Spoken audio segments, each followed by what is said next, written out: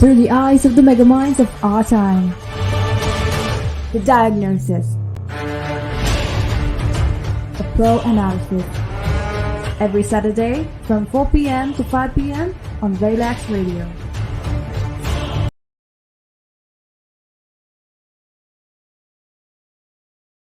Welcome back to your favorite radio station. You are listening to Relax Radio Beyond Frequencies, and welcome back to another special episode of The Diagnosis, a pro analysis. A Diagnosis is a show where we bring in white-collar professionals of different fields to talk about very important topics that they need to touch on. And today we have a very, very special guest. We have Rasini Bandara, who is a psychologist and a personality development coach. Welcome to the show, Rasini. Thank you so much, Aiden. Thank you for having me. It's a great pleasure having you here today. I know you have a very, very busy schedule, and we are blessed to have you on the show today. So, how are you doing? How has life been treating you recently, Rasini? How has the current economy and everything that's going on been treating you?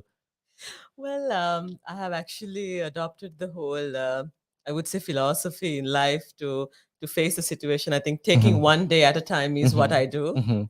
And making use of everything that is possible. I mean, I'm just not trying to focus on the negative side of it much, because of course I need to, as a professional, I need to speak to people also.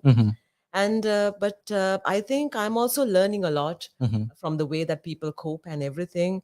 I think it's a quite a different learning experience. Yeah, even behind the scenes, we were talking about, how things were, and you were like, sometimes you had to have a positive mindset and, go with one day at a time. So, especially in this current economy, everything seems so dark, and it's easy to fall into that mindset, like everything is doomed, and just go with the negative flow. So, having that positive mindset is very, very important. But yeah, before we do head on into the show, I'd like to remind you to download the Relax Radio app, available completely for free on your Google Play stores and the Apple App stores. And make sure you do check out our social media platforms. We are on Instagram, Facebook, TikTok, and Twitter. Just look up Relax Radio.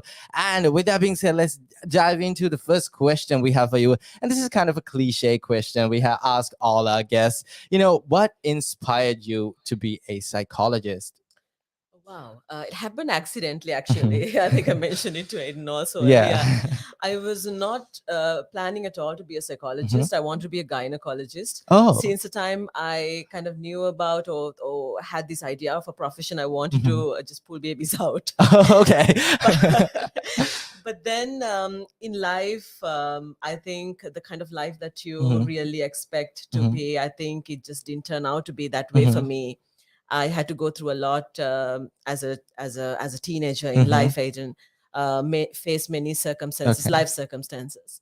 So then, things just kind of went into a very doomed kind of a path. But then I'm really happy and I'm really blessed that psychology came as an accident to my life, but it's the most blessed one ever. So you would say, even though you were not, directing yourself towards that path, now that you are in that path, you are very happy and satisfied. Absolutely. Because sometimes life just throws us, in different directions. And I feel like, sometimes destiny plays a part in that as well.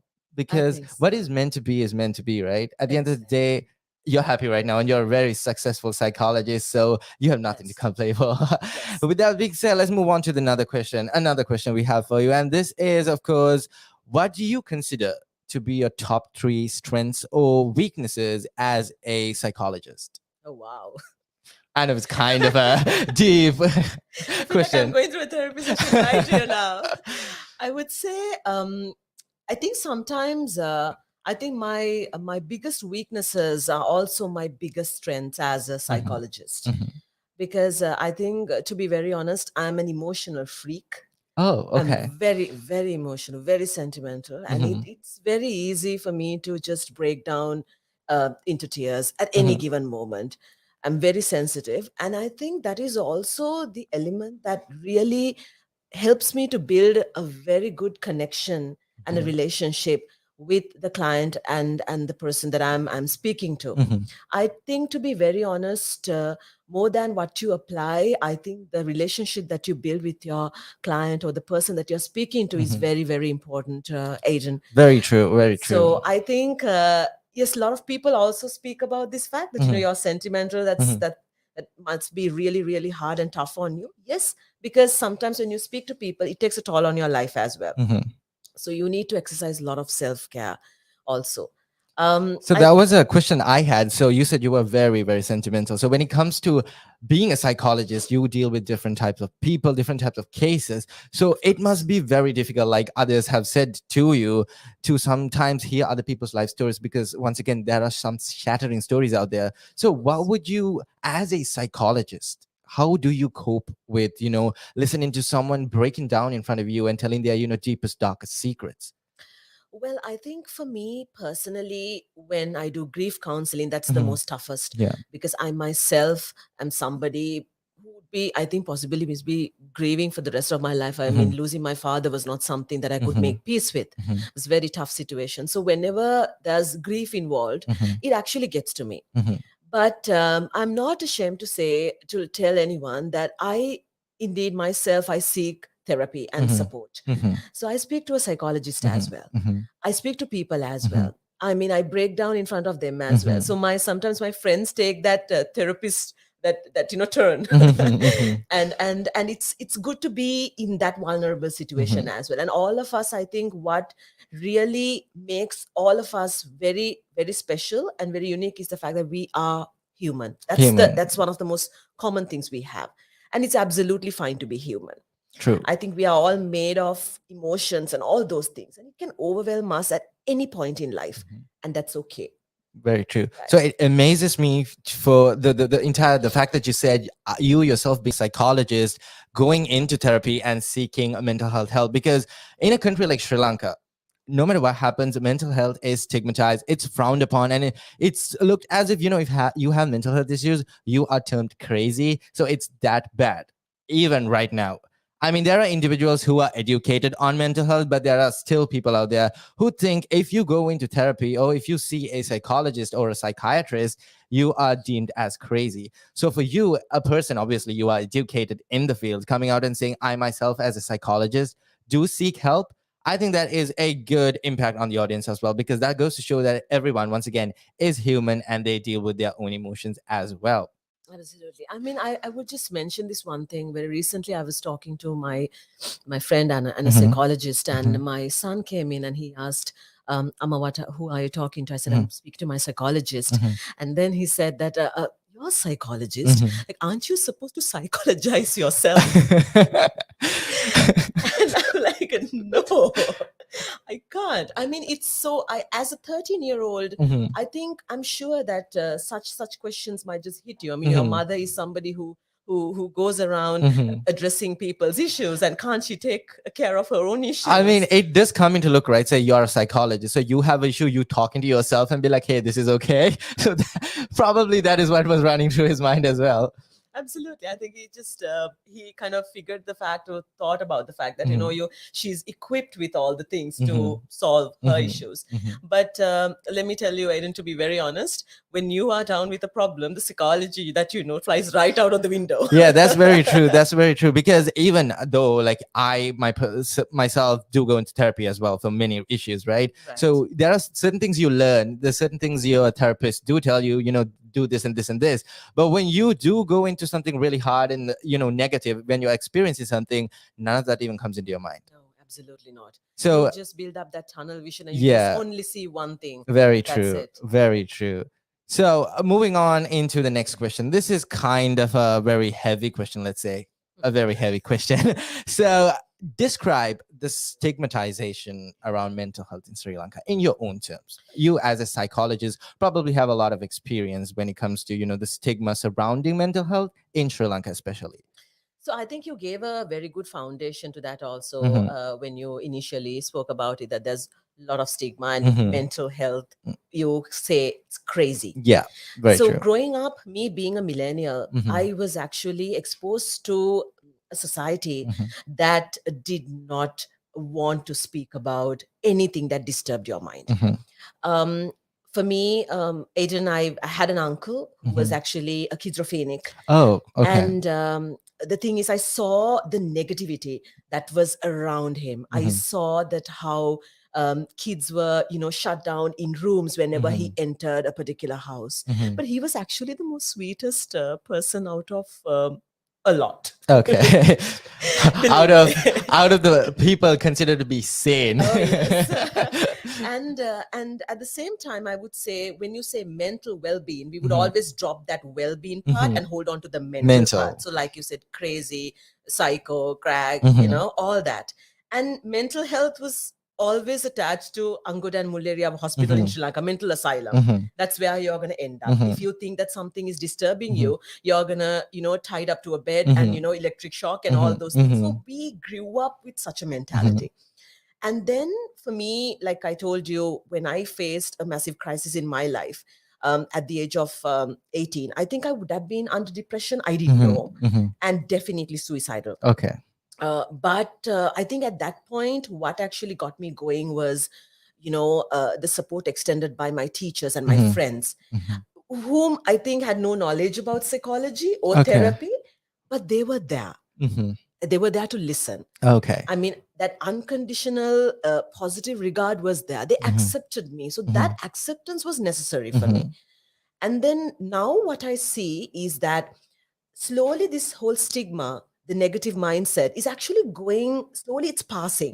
It's a very good thing. Yeah. Nowadays, I would say, I would really give it to the generations that they're, really coming out, speaking about it, talking about it. But again, do we have the right kind of mental health awareness is a question. That is very true. Even I've noticed that, with our generation, Gen Z, or with the upcoming generation, Gen X, there's so much, light shed into mental health, saying, depression is okay, do this, do that. But when it comes to treating mental health illnesses, right, I myself have gone through experiences where medication comes into play without, proper consent, or, given, I feel like a medication is just handed out there, like a pack of gums for everything. And of course, these are things that you take externally that could have a lot of adverse effects. So what would you say when it comes to, treating mental health issues with medication? Well, actually, yeah, because you always want to go for quick fixes. That's a problem. And like I said, yes, the right kind of mental health awareness is always a question. Because, nowadays you can't find a teenager who's not depressed. Very true. That's so true. It's more like they go, oh my God, I'm so depressed.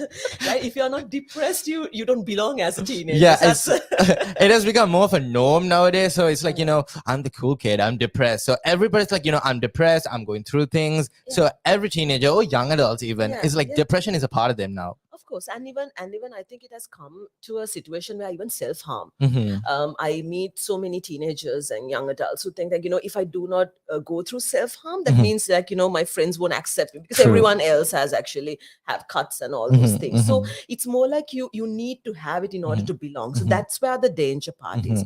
And then, yes, there are a lot of people who come and ask, can you prescribe medication? Being a psychologist, I cannot prescribe medication. So I'm very blessed in that way. I mean, it's good that you got into psychology and not psychiatry. Yeah, I mean, with all respect to individuals who are doing psychiatry, I mean, it's essential, but essential in a certain area, right? But that doesn't mean that you always can pop a pill and feel better. Your life or the struggle that you're going through, it's not like 2 minute noodles, right? True. It's something that you should very carefully invest and understand. Because to be very honest, when it comes to a pill or any sort of a medication like that, it's more like you're trying to treat the result of what you're going through. You're not trying to find the cause of it, but you need to address the cause, right? So this is where a lot of people fall short. So that's the awareness that you need to spread in all generations. I'm not just speaking about the younger, in all generations, that you need to bring your problem out at the right time and then effectively deal with it, right? True. Very and true. If that requires medication to support you and help you, yes, that's a must. Right, but that doesn't mean that that's the only possible part. Yeah. With that being said, we'll head down to a short commercial break, but don't worry, we will be talking about more intense topics just like this coming up next in the next couple of hours. With that being said, we will head down to a short commercial break. You are listening to Relax Radio.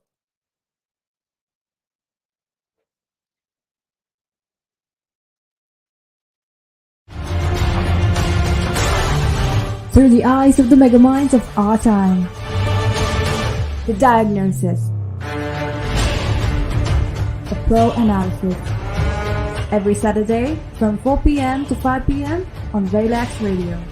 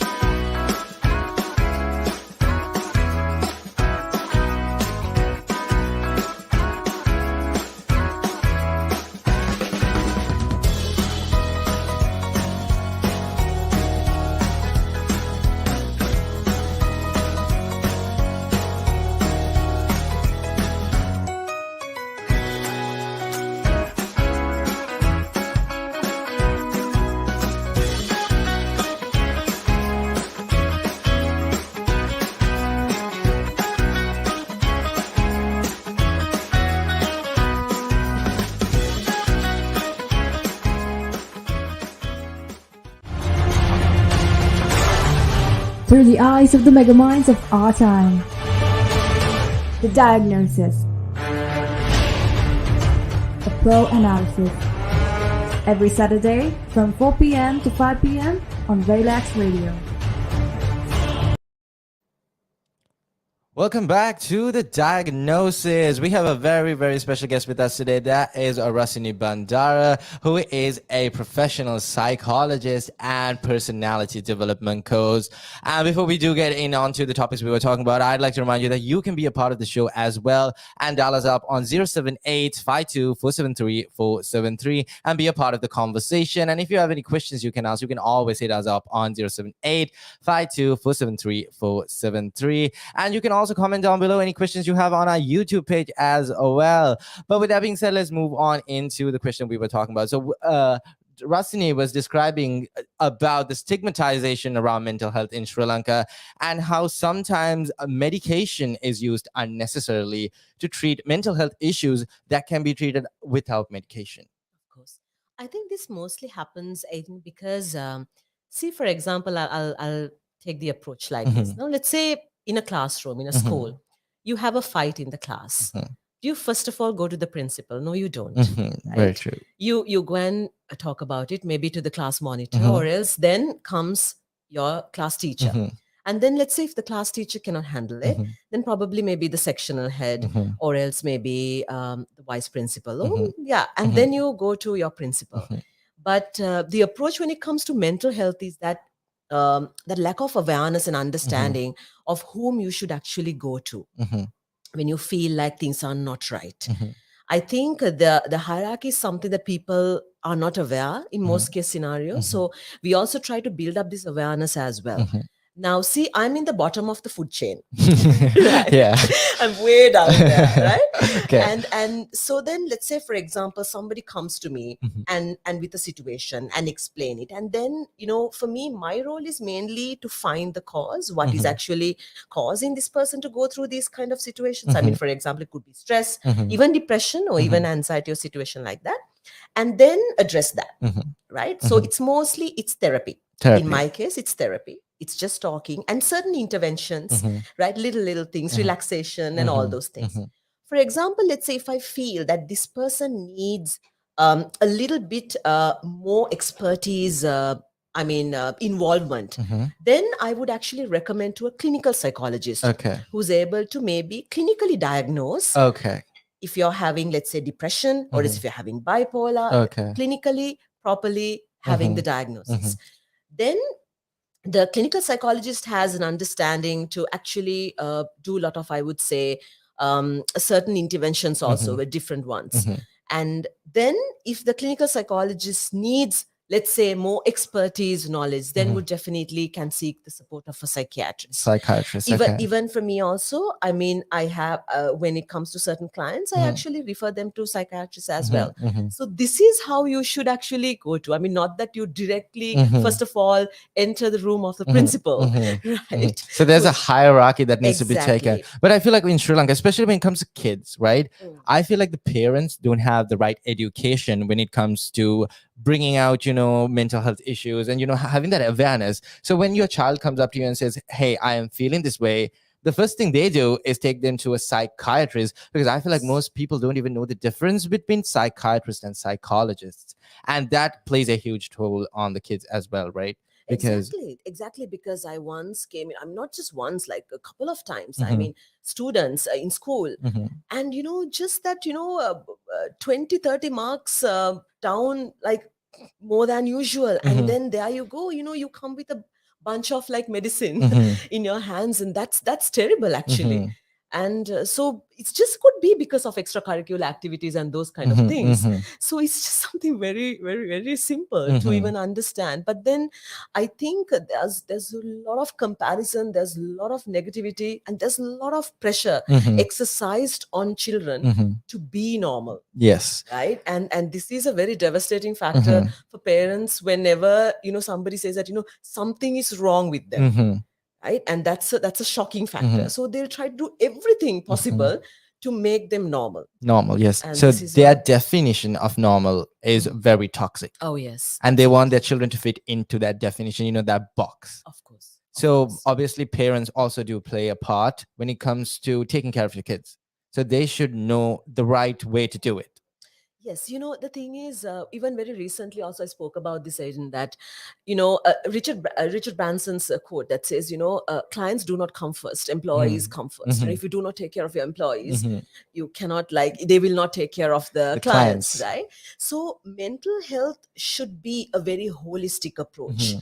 I mean, yes, we look at kids, Mhm. and they are the cream of the society, are very priority. But at the same time, what parents forget is that they need to have self-care also, Mhm.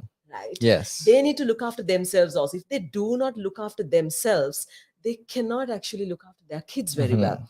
And that same goes for teachers and lecturers, or whoever, providing that education as well. So mental health should be a very holistic approach. Mhm. It's not just you look into one person's well-being, right? It's about the well-being of all the people involved in that particular Mhm. society. That's very true, because there are some instances where I have personally noticed, not in my my life, in my Right. friends' lives, where teachers or even parents bring out their past traumatic experiences and hold on to that, I don't know, malice or grudge, and bring it on to their kids for whatever reason. It doesn't mean they don't love them. It's just something that they went through, or they didn't get something. They try to push it on to their children. So when it comes to this, like you said, it is of course very important for the parents to take care of themselves as well, and basically get the help they need. If they do need help, they need help, so they have to go seek it as well. Very true. Very true. I mean, that is why I always advocate the fact that, look, me being a mental health care professional, I myself seek support. I myself seek help. Mhm. I need my time as well. I need that recovery time as Mhm. well.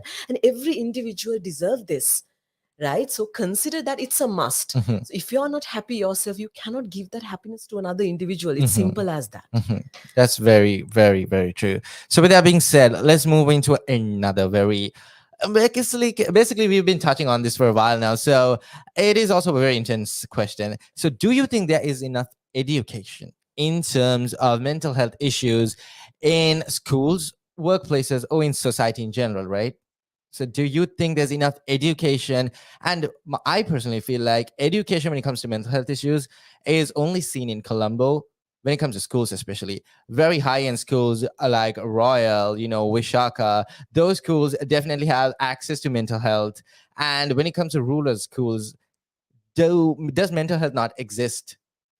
Do those children not deserve to also have access to mental health? Well, I'll correct one thing in you. It's not Vishaka, it's Visaka. Oh, okay. That was a good one. Yeah, I felt that it was essential. Are you a Visakian, by the way? Yes, I'm a Oh, Visakian. okay. See, So catching yeah, on. exactly, exactly. So yes, I mean, again, I would say, Edna, like I told you, that nowadays, the society is changing, Mhm, right? And I'm personally involved with a lot of awareness programs with schools. mhm, So that's mostly, like you said, in these urban schools, mhm, that like there are speakers coming in talking about it. And even through certain clubs and societies, mhm, you're organizing so many events and things where speakers come and they speak about these kind of things. And I think not just regarding mental health, I mean so many things. I mean, for example, the about the LGBTQ community mhm, and so many other things, whether it's domestic violence and all those topics.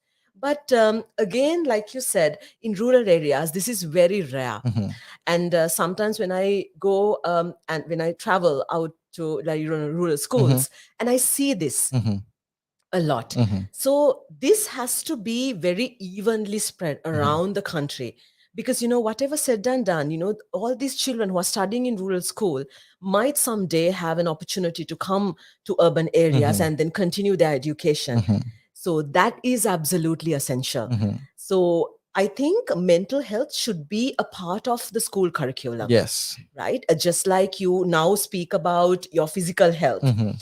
the changes that you go through puberty and all those things. But Even then, physical health is very limited when it comes to Sri Lankan education. very true. Yeah, because education only speaks about certain aspects of biology, right? Even a science student, a bio student, will say that their teachers would completely skip the sexual reproduction part, even though it's bio.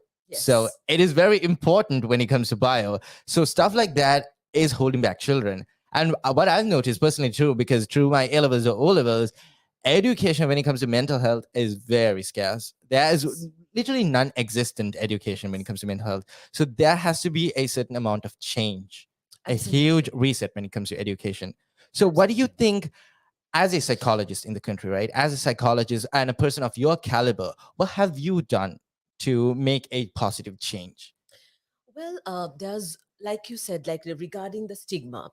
And this is something I constantly advocate whenever I go there. I said that just because you have feelings that is negative in nature doesn't make you a negative person at all times.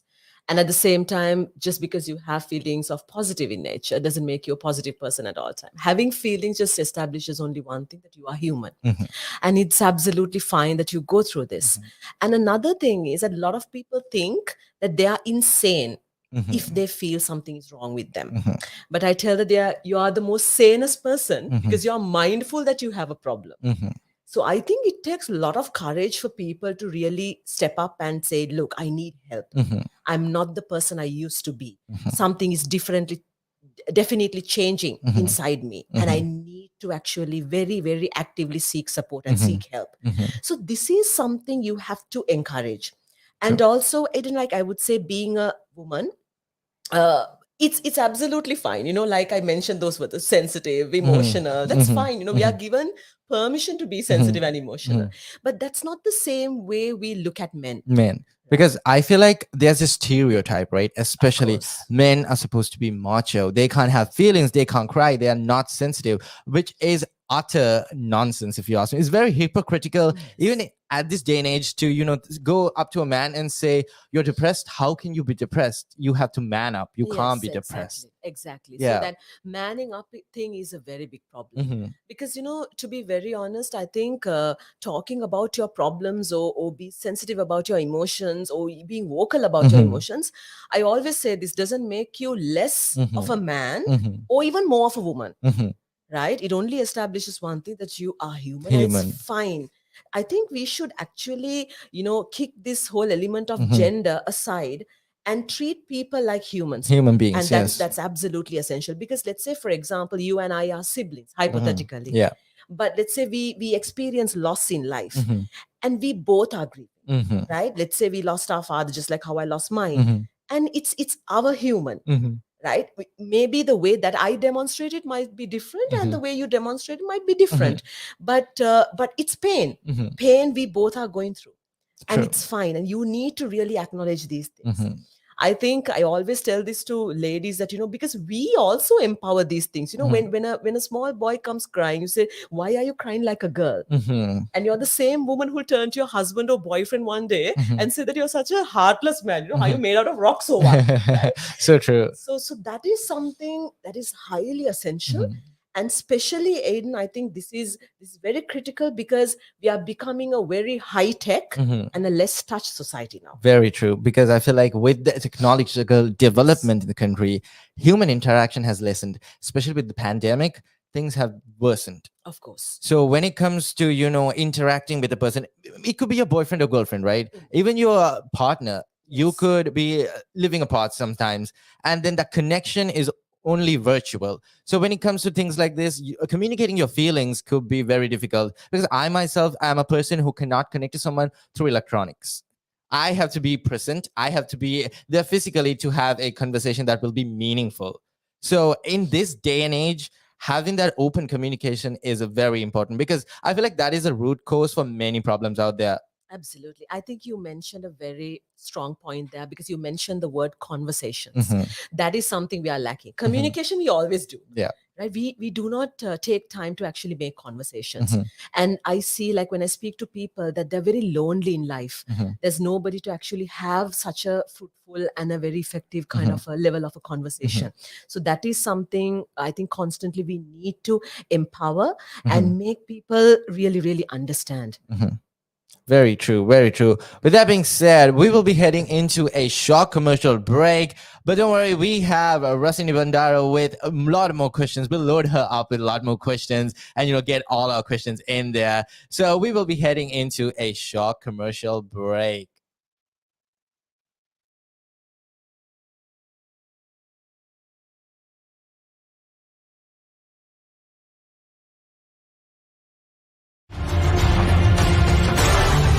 Through the eyes of the megaminds of our time. The Diagnosis. A Pro Analysis. Every Saturday from 4 p.m. to 5 p.m. on Relax Radio.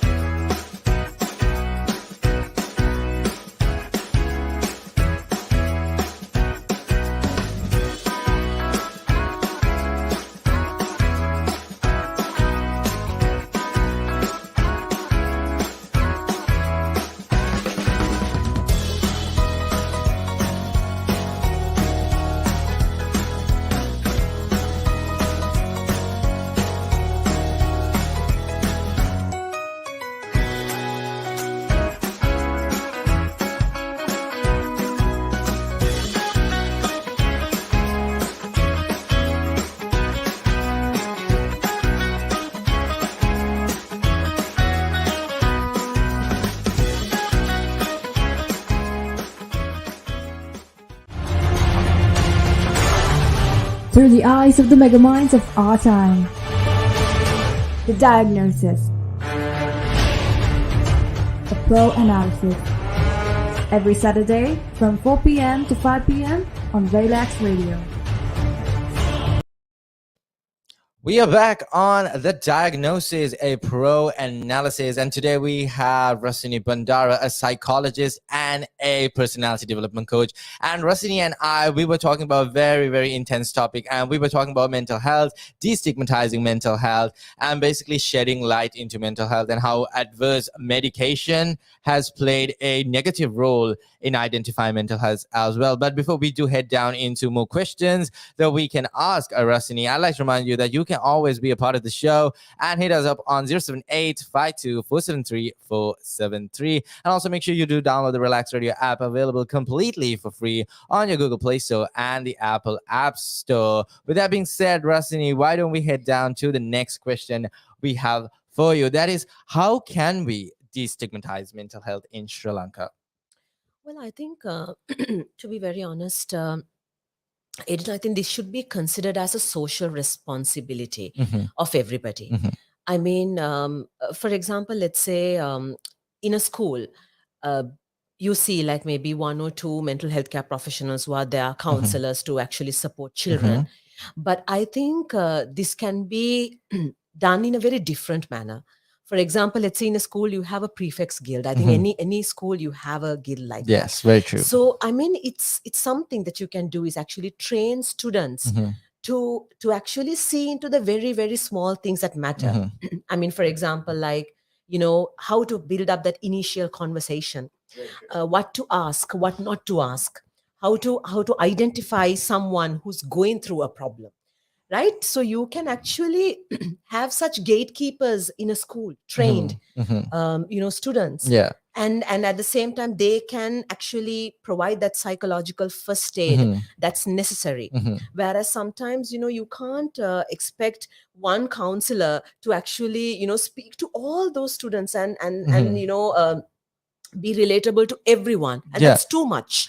I mean, I feel like it's one counselor for 200 300 kids. Like, that's only so much one person can do. So there is a capacity, there's a limitation when it comes to so much a person can do, right? So obviously Sri Lanka, when it comes to medicine in general, we are short staffed, we don't have the right equipment. And when it comes to a mental health, I feel like there is no sort of attention given to the mental health sector in general, right? So when it comes to staffing, do you think the mental health sector deserves more psychologists, psychiatrists, and therapists in general?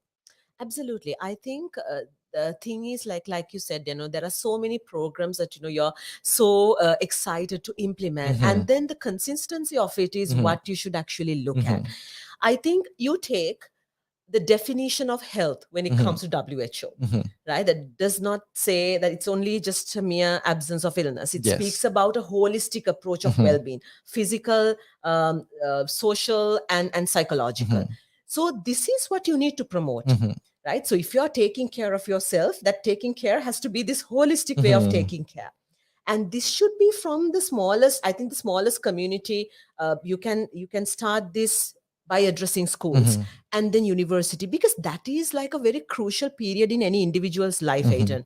To be very honest, that's a particular time that you can have a 360-degree change in terms of an individual's personality. If you grow up having fixed mindset, it's going to be very difficult to change by the time you hit 40, 45. Yes, very true. So these little things you can actually implement into children's lives. And that's why I said it should be included in the curriculum. You can have mental health advocates in school promoting these elements, right? And normalizing the factor that it's absolutely fine. You go and seek the help and the support of a professional. Very true. Because let's say you have fever, right? Nobody will tell you to be strong, stay strong, don't worry. Yes, very true. It's on your head, right? You will be rushed to seek support of a professional. Yes. So why not when you're not feeling right? Yes. Sometimes I feel like people don't understand. You get sick, right? You get sick, you get medication, you go take, a painkiller, Panadol, whatever, you go and treat yourself. Yes. When it comes to mental health, they just don't understand your mind is sick. Just go get it treated. There's nothing wrong with it. That is, and that idea should be put in and spread out throughout society in general. There is nothing wrong if you have something going on with your mind. There's nothing wrong if you feel like you're sad, you're depressed for no reason. It's perfectly fine. It's only human to feel those emotions.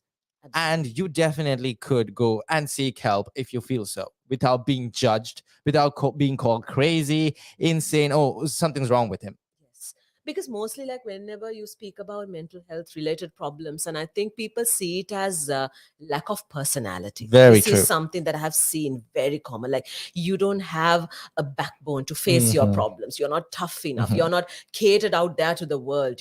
But I have seen, like, people, whether you're starting off as an intern or whether you're a CEO of a company, still, people go through issues on Very a daily true. basis.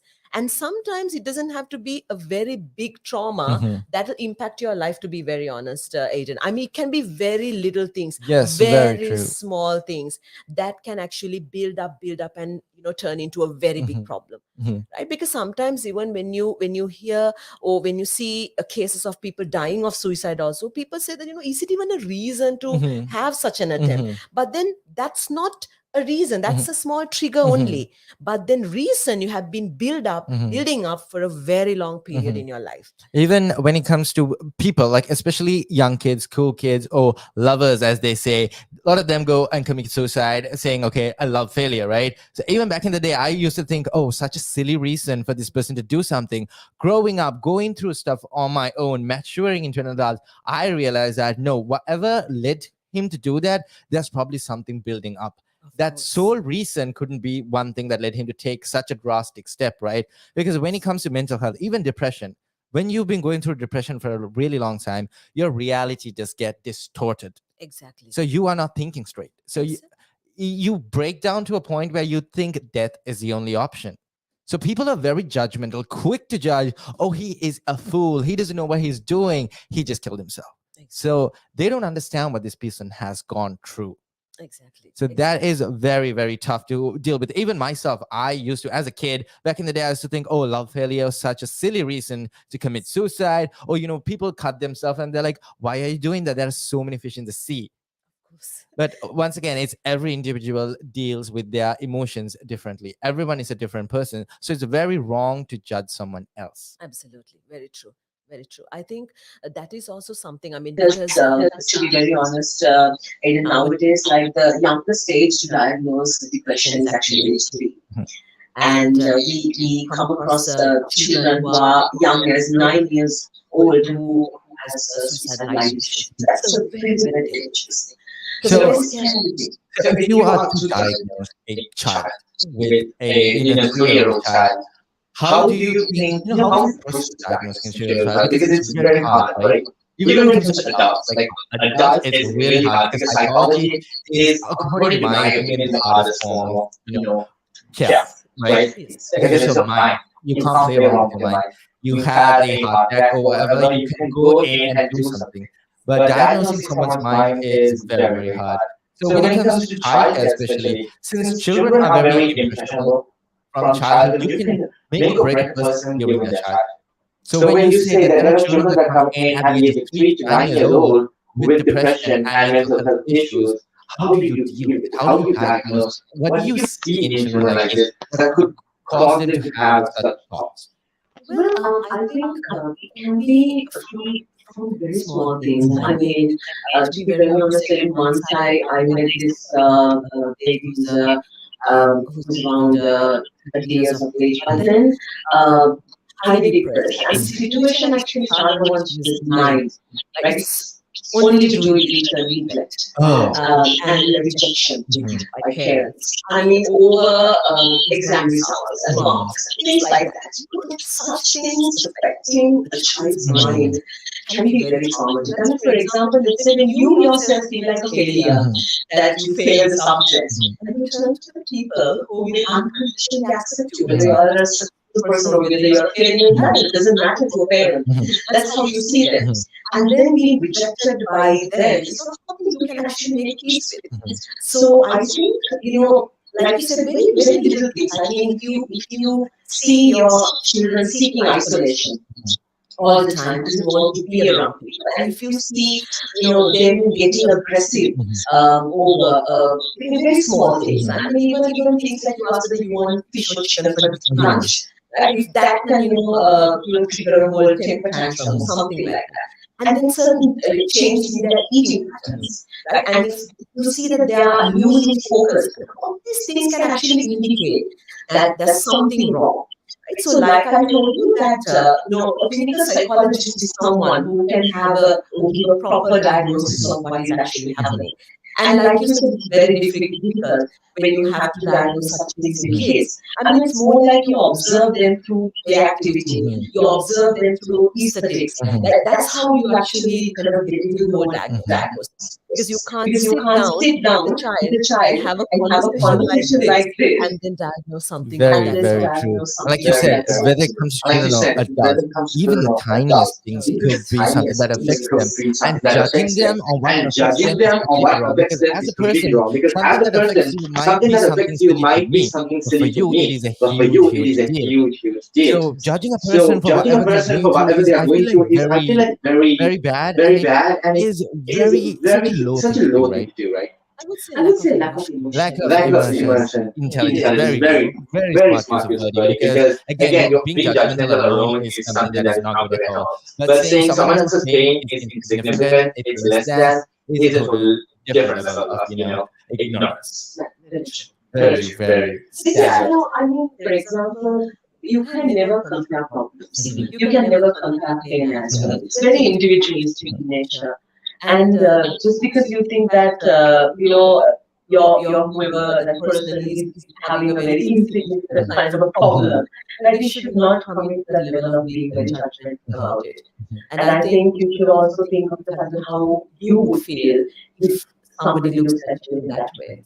That's that. I have heard loved ones and friends and family, to come when you go to them and say, "Hey, I am feeling sad or depressed, and this is my problem." There are people who laugh at you and say, "This is not a problem at all." When I was younger, I went through way worse. I did this, I did that. That making you feel insignificant, it is a huge blow, especially if you're depressed. When you're going through something, right? So in terms of loved one and family members, what would you say to them when they are, child or whoever, whether it's a romantic partner or anyone comes up to you and says, "I have a problem," what would you say to them to make them realize, "Hey, this is the thing you need to say to basically console this person"? So I think it's like I told earlier, it's a big social responsibility. I mean, don't ever disregard any sort of a problem like that when somebody comes and tells you things are not right and I'm not feeling well. They're coming to you because they feel that you are someone who can help. And then you turn to your family first, you turn to your loved ones regarding anything that bothers you. So I think you have to be, looking at them in a very empathic, at the same time in a very compassionate way as well. It's okay, I mean, it's not entirely sympathy, but it's a mixture of empathy and compassion, right, towards anybody. I think of you being in that situation, you going through something like that, just like that anyone can go through. And I would always say that to have a very transparent kind of a conversation. I think transparency is absolutely essential. Give space for your kids, whether they're teenagers, to have a very open conversation with you. True. I mean, even parents, let's say they're going through some sort of problem. I mean, nowadays I'm sure that it must be really affecting parents. Being very fearful about the future of their kids. Of course, that's a problem. So sometimes it's okay to open a discussion with kids saying, "Look, we are going through this, right? And as parents, we are trying our level best. We need your support as well. But doesn't mean that we are superheroes, that we have everything under control and we can take care of everything."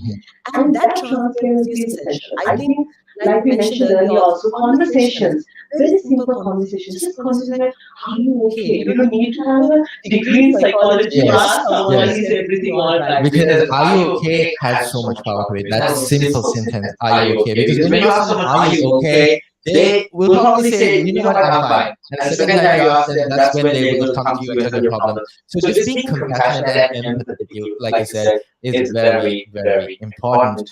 With that being said, let's move on to the next question I have for you. And this is also kind of loaded. So, fair warning before I get into it. So, in comparison to other countries, how badly does Sri Lanka fall short in terms of mental health? I don't think we actually fall short. I think, to be very honest, Sri Lanka is a country, a sophisticated country, long time ago. Long time ago. Long time ago. I mean, to be very honest, I mean, our women especially, I mean, because I've spoken about this topic many times, we not have to ask to get down on the streets, ask people things. It was given us honestly. Very We can give a lot of respect at the same time as we do. But the thing is, now we have actually become a very laid-back kind of society, and all that, negativity. We were told that we are not civilized, and now look at, civilization. Civilization has gone through. Because I feel like the medical sector, Sri Lanka, let's be honest though, falls short when it comes to a lot of things, right? Yes. But there are also plus points to Sri Lanka as well. Like you said, the degree of respect they have given to women and place they have given to women. Sri Lanka is the only country I believe that women can actually come to a very strong place without having to deal with so much backlash. Let's take America, for instance, that has not once been a female leader, not single female president. Sri Lanka has, of course, been the first country ever to have a female prime minister. So things like that, yes, we are leading. But when it comes to very important topics, mental health, right, and LGBTQ plus, rights, and even education in terms of that, we are falling back a lot. Yes, that's very true. I think, so in terms of like this whole element comes to the Asian world, right? The Asian countries, and people always have this fact. Yes, I would say, I definitely would agree that we are falling short. But I think we are slowly picking up, and we have a lot of potential, I think, as a country to actually build it up. And, in terms of, I would say, healthcare, in terms of education, I think we need a change of perspective and a change of mindset in people. I mean, just like you're giving knowledge about history and, maths and all those things, I think it's also essential that from smaller days, from primary, from kindergarten, you need to teach children, like, how to actually properly look after yourselves, and at the same time, that self-acceptance is something that you have to teach them. I mean, I think if you kind of teach self-acceptance, I think a lot of people might not feel very insecure about, belonging to the LGBTQ community. True. It's the society itself. I mean, you don't have to separate them from the society, because it's like some sort of like let's say a version of COVID or something like that. It's more like that acceptance is highly essential. And I think that can be done. Like I said, it's quite difficult when you're in your 40s, 50s to change that mindset. But I see there's a big difference, especially in organizations, that they're really involved in promoting mental health. Because now they started realizing this is the problem. There's very less employee engagement, right, in terms of employees, and you need to really do a lot of things. Because I myself, I personally work a lot with so many organizations, which they have like monthly, mental health awareness programs, where you really encourage people to speak up, and also very confidential ways that people can reach out to a therapist and talk. So these things are slowly building up. I think one of the best things that COVID actually brought with it is that people actually started realizing it's not just hands you have to sanitize, it's your mentality also. So I think yes, we are falling short in things like that, and at the same time we can't mention in the 90s, Sri Lanka was in the top level when it comes to suicide as well. So after that, because of a lot of awareness programs and a lot of rules and regulations that the numbers came down.